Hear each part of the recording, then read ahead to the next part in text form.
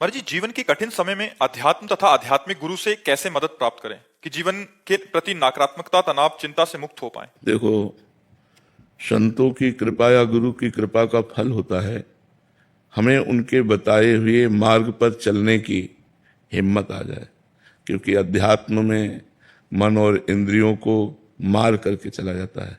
मन कह रहा है ये देखना है, ये सुनना है, ये खाना है, ये पीना है, ऐसा तो धर्म पूर्वक जो खान पान है उसको करो और नाम जप करो। अगर नाम जप करोगे तो आप में आध्यात्मिक पावर जागृत होगा। तो हमें चाहिए कि निरंतर नाम जपने का अभ्यास करें। नाम जप में बहुत पावर है। भारी से भारी विपत्ति को भी आप हंसकर सह सकते हैं। ये हम खुद अनुभव की बात आपको कहते हैं। संतों के पास जाया जाता है अनुभव की बात सुनने के लिए, कि उन्होंने अध्यात्म में जो प्राप्त किया है उसे हम सुने और विश्वास पूर्वक हम मान करके वैसे ही चलें। तो जो शास्त्रों का स्वाध्याय करने में हमारा वर्षों गया, वो हम मिनट में तुम्हें बता रहे हैं। जिस बात के अनुभव करने के लिए 10 वर्ष लगाए, वो हम सेकंड में बता रहे हैं तुम्हें। ये लाभ मिलता है संतों के संग से। तो जब तक मन आनंद में नहीं रहेगा तो शरीर के कष्ट में लग जाएगा, वो विपत्ति में लग जाएगा, वो दुख में लग जाएगा, जो हम झेल नहीं पाएंगे। और जब हम नाम जप करते होते हैं तो हमें एक भरोसा होता है कल हमारा अच्छा होगा, क्योंकि हम अच्छे आचरण कर रहे हैं। अब हम बुरे आचरण नहीं कर रहे हैं, जिससे कल हमारा गंदा नहीं होगा, कल हमारा अच्छा होगा। तो आज से ही कल का निर्माण होगा। अगर आज हमारा गंदा हो गया तो कल हमारा गंदा हो जाएगा। वर्तमान ही भविष्य का निर्माण करता है। हमें वर्तमान के समय को अच्छे आचरण में और भगवान नाम जप में व्यतीत करना है और चिंता नहीं करनी।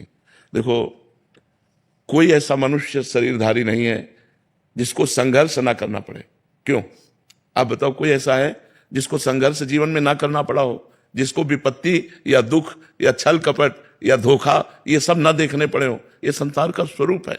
हमको बहुत मजबूत होकर चलना होगा, नहीं हमारा जीवन व्यर्थ हो जाएगा। इसलिए संत और गुरु के पास जाया जाता है अमोघ वस्तु प्राप्त करने के लिए। अमोघ माने जिसका नाश ना हो, जो व्यर्थ ना हो। वो है भगवान का नाम, वो है भगवान का मार्ग, वो है भगवान की लीला कथा, भगवान से प्रेम। ये हमें जीवन को प्रकाश में बनाने के लिए अत्यंत आवश्यक है। और इसके लिए कुछ छोड़ना नहीं है। मतलब जैसे लोगों के दिमाग में रहता है कि हम घर द्वार छोड़ दें, हम इस बात से आपको बिल्कुल, हम खुद छोड़े हुए हैं, बचपन से छोड़े हुए हैं, तो अनुभव की बात कह रहे हैं। हमको उद्देश्य बदलना है, सिर्फ उद्देश्य। हमको स्थान नहीं बदलना, भेष नहीं बदलना, क्रियाएं नहीं बदलनी। गृहस्थी में अगर हम किसान हैं तो किसानी ही करनी है, व्यापारी हैं तो व्यापारी करना है।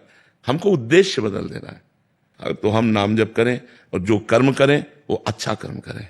ये तुम्हें पता है बुरा कर्म क्या है। बुरा कर्म त्याग कर दें और अच्छा कर्म करें तो इसी जन्म में हमें आनंद की प्राप्ति हो जाएगी, जिसे आनंद कहते हैं। रुपये में आनंद नहीं है, मकान में आनंद नहीं है, एसी रूम में बैठा हुआ है, निगेटिव चिंतन जल रहा है, पंखा भी नहीं है, लेकिन पॉजिटिव चिंतन मस्त है। चिंतन पॉजिटिव है, वो मस्त है।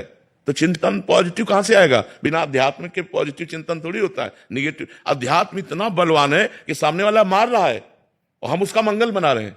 तुम सुखी रहो, तुम्हें कभी दुख न पड़े, भगवान तुम्हें स्वस्थ रख। क्या ये मतलब है? क्या सामने वाला गाली दे रहा है, उसको मारने की चेष्टा कर रहा है और वो उसका मंगल मना रहा है। यह है अध्यात्म।